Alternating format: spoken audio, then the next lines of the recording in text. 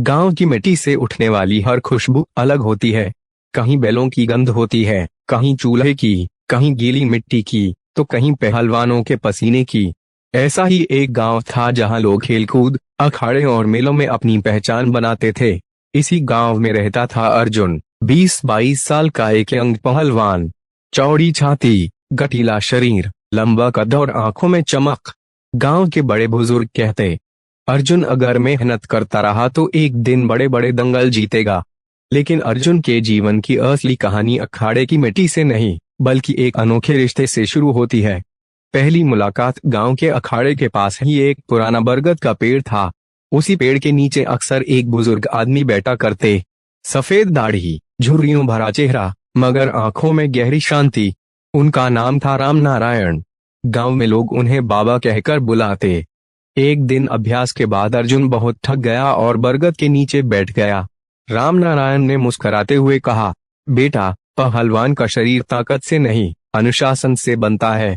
अर्जुन ने पहली बार किसी ने उसे यूं समझाया। वह चौंक गया। बाबा, आपको कैसे पता? राम नारायण हंसे, मैं भी कभी पहलवान था। अखाड़े की मिट्टी मेरी भी साथी रही है। उस दिन से अर्जुन और बाबा की मुलाकातें रोज होने लगीं। धीरे धीरे बढ़ता अपनापन। राम नारायण अर्जुन को न सिर्फ कुश्ती के दांव पेच सिखाने लगे, बल्कि जीवन जीने का सलीका भी बताते। गुस्सा मत पालो, पहलवान का दिल साफ होना चाहिए। खेल सिर्फ जीतने के लिए नहीं, बल्कि खुद को बेहतर बनाने के लिए होता है। अर्जुन जब भी उनसे मिलता, उसे लगता जैसे वे उसके अपने हों। घर पर माँ बाप तो थे, मगर उनकी सोच पुराने ढर्रे की थी। वे अर्जुन को बस खेतों में लगाना चाहते थे, पर रामनारायण ने उसके सपनों को पहचाना। धीरे धीरे दोनों का रिश्ता सिर्फ गुरु शिष्य तक नहीं रहा, बल्कि उसमें एक अजीब सा प्यार और गहरा लगाव आ गया। लोगों की नजरें और फुसफुसाहटें। गांव छोटा था, और छोटे गांवों में बातें छुपती नहीं। लोग देख रहे थे कि अर्जुन और रामनारायण अक्सर साथ रहते हैं। कोई हंसकर कहता, देखो, पहलवान को भी बाबाजी से मोहब्बत हो गई।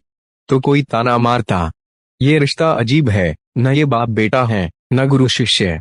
फिर क्या है? अर्जुन को ये बातें चुभती, लेकिन रामनारायण मुस्कुरा कर कहते, बेटा, दुनिया की जुबान पर ताले नहीं लगा सकते।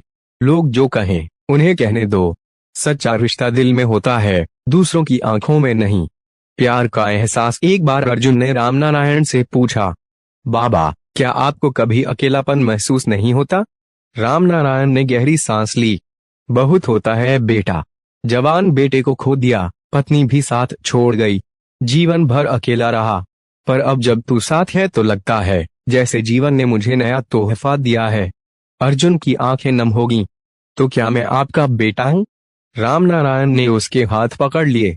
बेटा से भी बढ़कर, तू मेरा अपना है।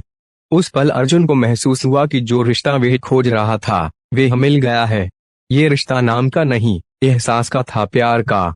संघर्ष और विरोध। गांव के लोग इस रिश्ते को समझ नहीं पाए।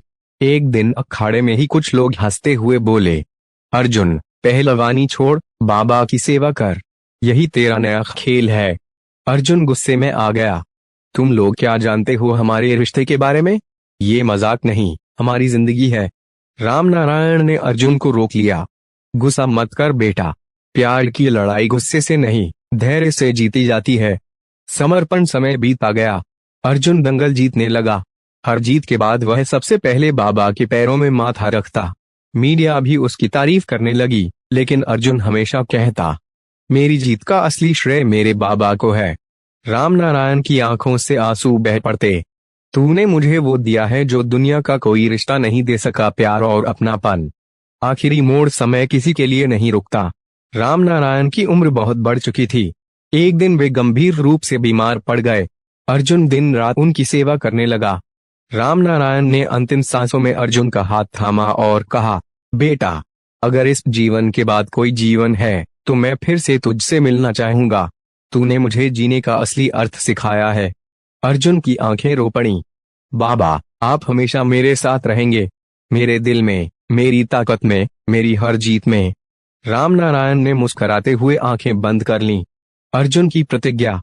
रामनारायण के जाने के बाद अर्जुन ने अखाड़े के बरगद पेड़ के नीचे उनकी याद में एक छोटा मंदिर बना दिया। वहां वे रोज जाता, मिट्टी को छूकर प्रणाम करता और मानता कि बाबा उसके साथ हैं।